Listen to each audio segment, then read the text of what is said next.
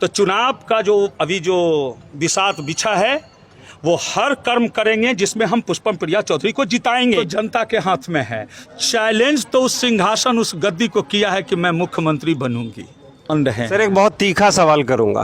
करिए, पूछिए। सर आपने जैसा कहा कि आप तीखा सवाल करते हैं, मैं तीखा सवाल जरूर करता हूं। मैं पूछना चाहूंगा कि आपने जदयू से क्या पैसे दे करके टिकट लिए थे या ऐसे ही मिला? हमारा सांसद, हमारा विधायक 5 ठो काम गिना दे कि हमने ये अच्छा किया है। समस्या की बात छोड़ दीजिए, 5 ठो अच्छा काम गिना दे जो रामबालक सिंह तो बोलते हैं कि हम बहुत काम किए हैं, आप जहां जाइए वहीं काम किए। पब्लिक के बीच आए थे। जिस समय 2000 में मैं चुनाव लड़ रहा था, वो हमारे लिए कैंपेन करते थे। जनता ने उनकी बात को सुना, उनको मिठाई और समोसे की दुकानदारी सिंघिया चौक पे खुलवा दिया। उनका लाइफ अब सिक्योर्ड है, विधायक हैं, पेंशन भी मिलेगा। अब विभूतिपुर को उनको बकस देना चाहिए। साथ अभी हैं राजीव रंजन जी, जो 2004 में सर ना 2000 में सन 2000 में ये जदयू से चुनाव लड़े थे विभूतिपुर विधानसभा क्षेत्र से। तो इनसे ज़रा बात करते हैं कि ये अभी आए हैं बिहार और क्या चाहते हैं, किस सोच को लेके आए हैं, क्या करना चाह रहे हैं विभूतिपुर की जनता के लिए। तो हमारे साथ है राजीव रंजन जी। नमस्कार। आपका सवाल जो है वो बड़ा ही मतलब मैं क्या कहूँ चुनौतीपूर्ण है कि हम क्या करना चाहते हैं।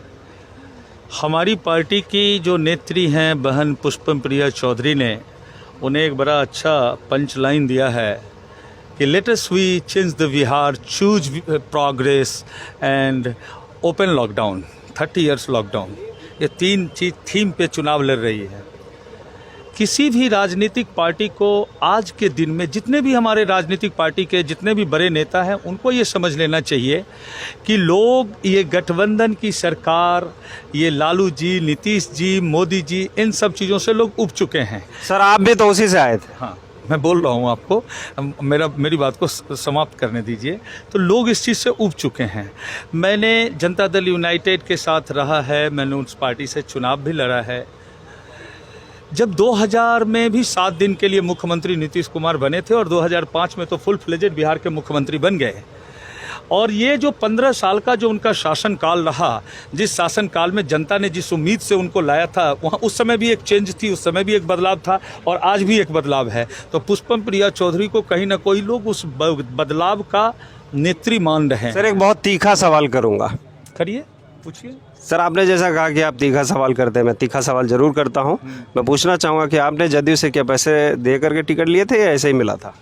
देखिए, जब आपको राजनीति में कोई आपका गॉड फादर नहीं होता है तो आपको एग्जिस्टेंस बनाने के लिए आपके अपने संसाधनों का इस्तेमाल करना होता है। और इसमें मैं कोई झिझक नहीं है, चाहे हिंदुस्तान की सियासत में जितनी राजनीतिक पार्टी है और हमारे जैसे लोग जब अपनी लॉन्चिंग चाहते हैं जनता के बीच में, जनता पूछती है टिकट, तो फिर हम चलते हैं टिकट खरीदने के लिए। तो मतलब आपको लगता है कि बिहार की राजनीति में टिकट की खरीद बिक्री, आज जो ये गठबंधन फाइनल नहीं हो रहा है, आज जो विचारधाराओं का आपने आवश्यकता के अनुसार अपना गठबंधन बनाया है और उसे यही कारण है जिसके कारण आज तक नूरा कुश्ती सब पार्टियों में जारी है और वो अपनी दुकान सजा के बैठे हैं। हर पार्टी का एक स्वयंभू नेता इस ताक में है कि हमको कितना सीट मिलेगा तो हम कितना करोड़ में इसको बेचेंगे। यही लड़ाई है और कोई लड़ाई नहीं है। They are not willing to developing the Bihar at all. They are developing कि मेरा इन्वेस्टमेंट जो हुआ था, हमने जो इन्वेस्टमेंट किया है कि how we will get return, बस इसी की लड़ाई है। सर आपको कितना वोट आया था उस समय?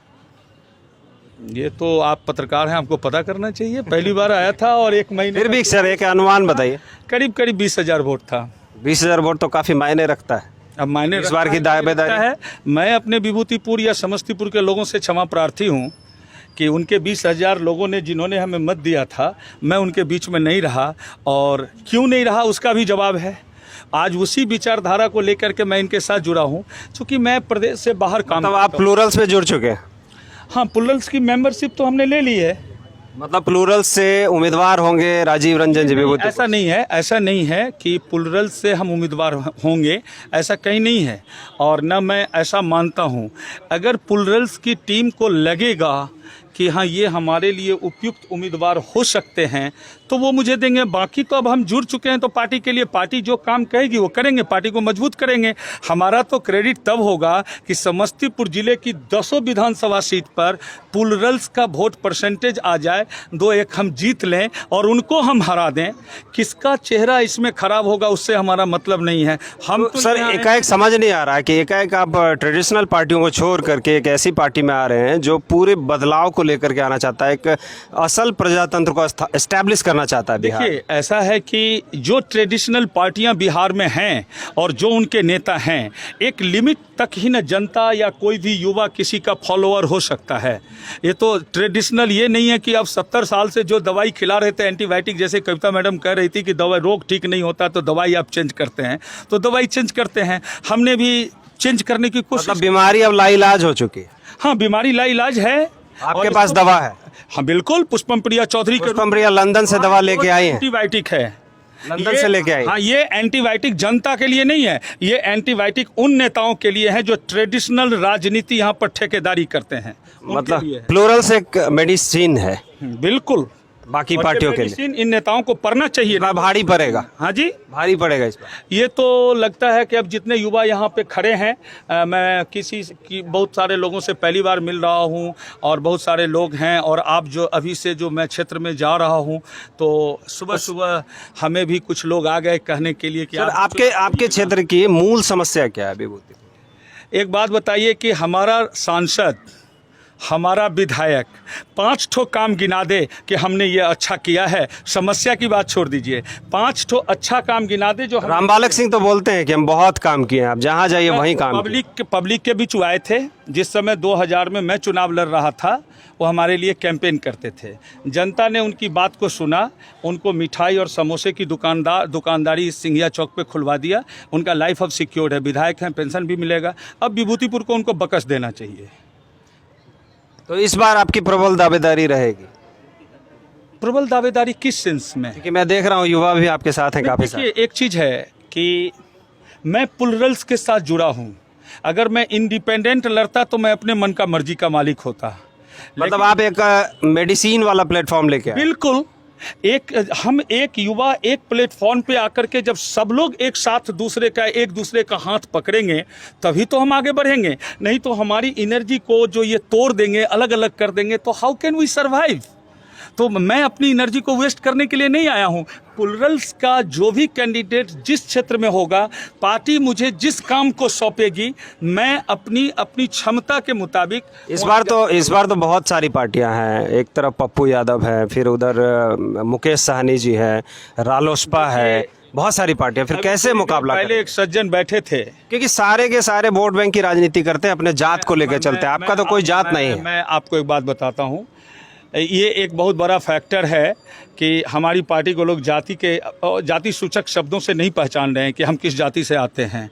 ये बताने की जरूरत नहीं होती है किसी को। लेकिन वोट देने में सर जाति की जरूरत तो होगी ना। बिहार की ठेकेदार तो है। बिहार की राजनीति और देश की राजनीति में जाति एक अहम मुद्दा है। हम उसको इग्नोर करके नहीं चल सकते हैं।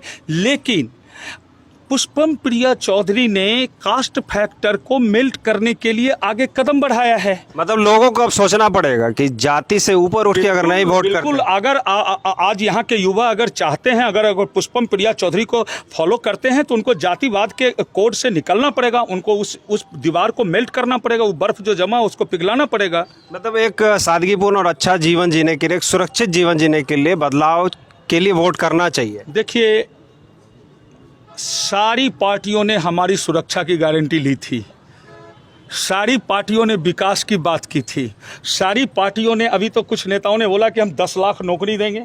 अरे है ही नहीं, कहाँ नौकरी दोगे, किसको बुद्धू बना रहे हो आप?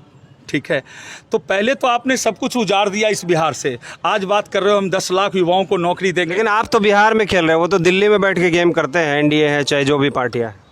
देखिए, उतनी बड़ी राजनीतिक और उतनी बड़ी सोच पे जाके मैं कोई कमेंट नहीं करना चाहता। आपके पास तो एक ही लीडर है, पुष्पम प्रिया। अच्छी बात है ना, हमारे पास पोस्टर लगाने के लिए एक ही नेत्री का फोटो है।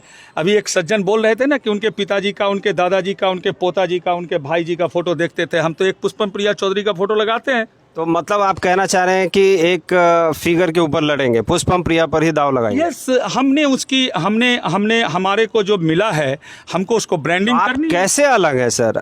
जैसे नीतीश कुमार जी के चेहरा पर लोग जदयू को वोट देते हैं, नहीं, रामविलास के चेहरा पर रामविलास को वोट दिया जाता एक है।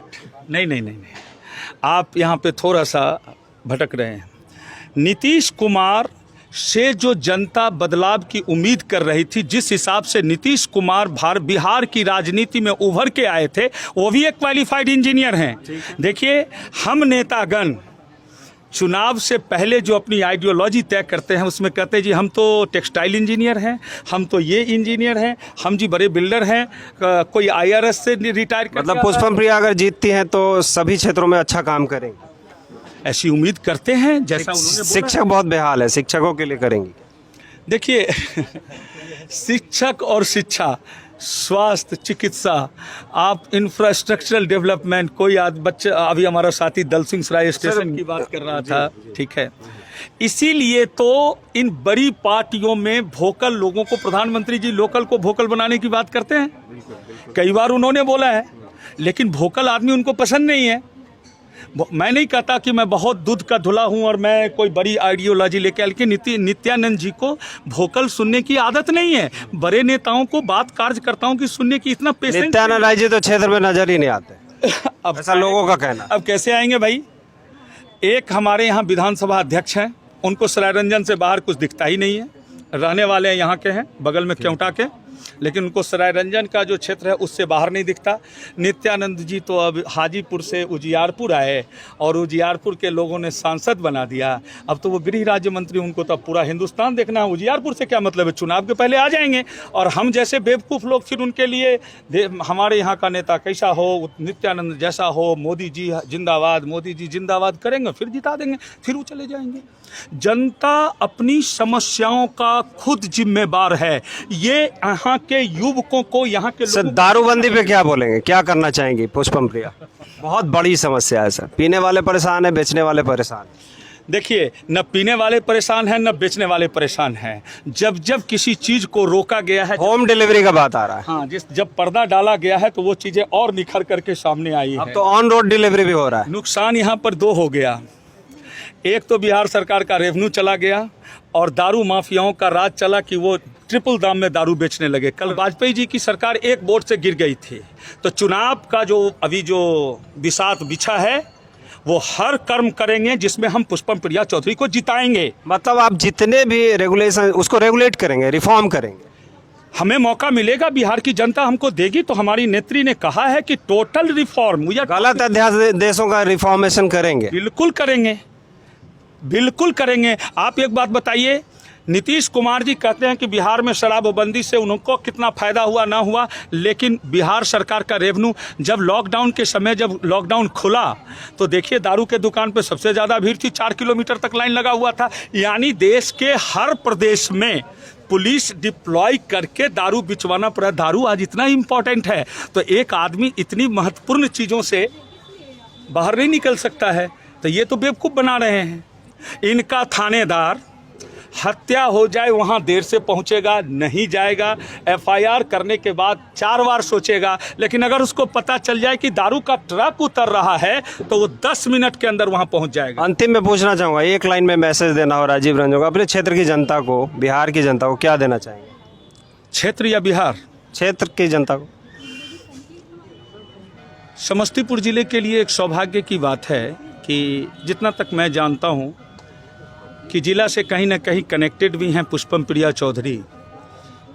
जितना मैं जानता हूँ, सही या गलत, एक अच्छा मौका मिथिलांचल है सर, मिथिलांचल और मिथिलांचल के लोगों के लिए एक अच्छा मौका है, जिसने बने ना बने ये तो जनता के हाथ में है। चैलेंज तो उस सिंहासन, उस गद्दी को किया है कि मैं मुख्यमंत्री बनूंगी। चलिए, आपका बहुत बहुत धन्यवाद।